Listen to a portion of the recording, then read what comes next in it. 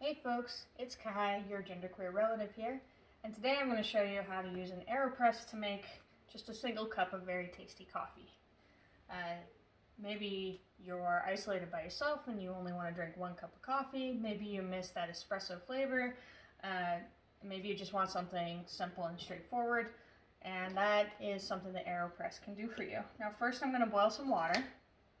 And I've also already ground some coffee. You can have pre-ground coffee. I like to use whole beans and grind them. You get a bunch of pieces with the Aeropress.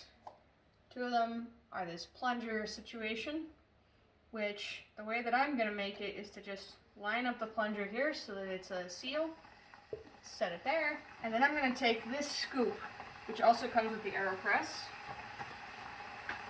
and I'm going to scoop one scoop of coffee grounds and put it inside this tube. The other things you get with the Aeropress are a bunch of tiny little paper filters, which are great because they're not recyclable, but they are compostable. And you also get this little filter grid here, which is what you're going to put one single filter into the bottom of. Today I'm putting a coffee in a small cup. So I'm going to use this other weird piece, which is only for the sake of small cups, where it puts a funnel into the cup when you actually drain the coffee. I'm going to wait while my very satisfying blue water heater goes ahead and boils my water. And if I pay too much attention to it, it'll never boil. That's the saying, right? I used to drink a lot of coffee. I used to drink a couple big espressos from Starbucks every morning. I drink more tea than coffee now because I'm more likely to eat my breakfast. But my partner has some days where it's one coffee that they need and some days where it's 3 coffees that they need. And the best part about this little setup is that I can sort of instruct the kids to make them coffee if I'm too busy. I'm also going to take one of these sugar cubes, rough cut sugar cubes, and I'm going to put one of those in this little cup. I like to pour the coffee over the sugar so that it melts. Personal preference, obviously you can add it afterward as well. And then wait.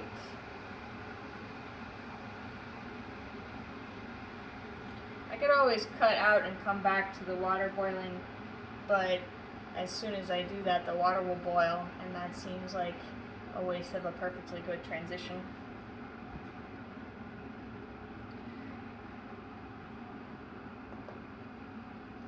This is a great time to get 5 seconds of peace in your life, or 2.5 minutes, depending on how long it takes for your kettle to boil.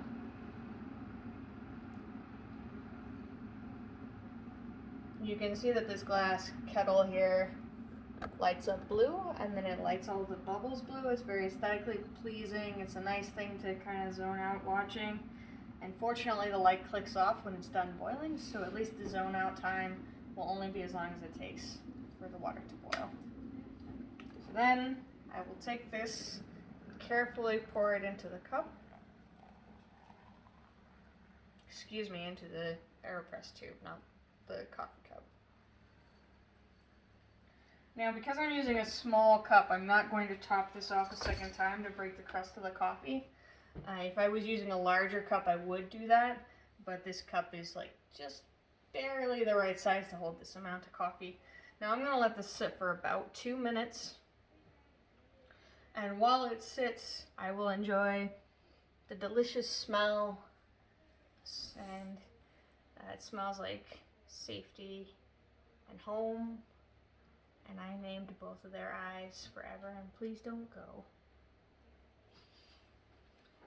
And because we all have a very strong sense of time, of course, that means that I'm going to fidget and keep an eye on my cats who are trying to sneak into this video, just waiting for that 2 minutes to pass.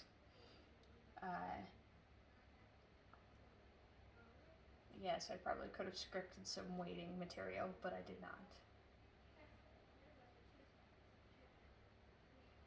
Once we've hit about the 2-minute mark, or a little bit less if I get impatient, hard to say, Then what I'm going to do is take this little grid here. Again, make sure there's a filter in there, or you're going to have a nasty coffee ground surprise. And I'm going to insert it and twist. And then I will flip the whole mess over and insert it into this nice little funnel. And then you're going to push the coffee through the filter.